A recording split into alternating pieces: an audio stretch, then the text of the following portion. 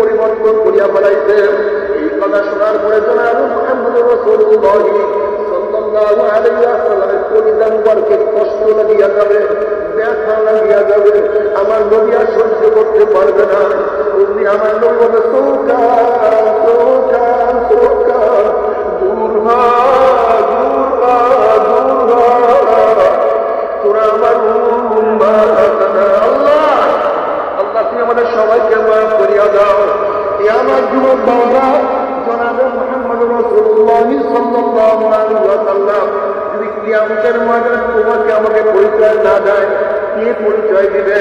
আল্লাহ পাক কালামে পাকের মধ্যে ফরমান, ইয়াউমা ইয়াফিরুল মারউ মিন আখিহি ওয়া উম্মিহি ওয়া আবিহি ওয়া সাহিবাতিহি ওয়া বানিহি, যে কিয়ামতের ময়দানে আপন ভাই ভাই পরিচয় দেবে না, মা ছেলেকে সাহায্য করবে না, ছেলেও মাকে সাহায্য করবে না, বাবা ছেলেকে উপকার করবে না, ছেলেও বাবাকে উপকার করবে না, বন্ধু বান্ধব সব রামাত্তা হইয়া যাবে, নেতারা সব হারাইয়া যাবে।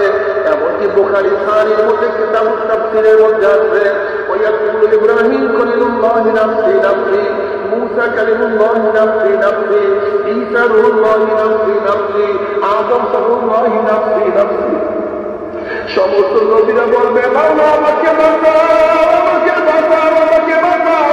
এই মুহূর্তে জনাব মুহাম্মদুর রাসূলুল্লাহ সাল্লাল্লাহু আলাইহি ওয়াসাল্লাম সিজদায় পড়ে বলে, মাওলা তোমার ইজ্জত জালালের কসম খেয়ে বলতে আছি, আজকে ওই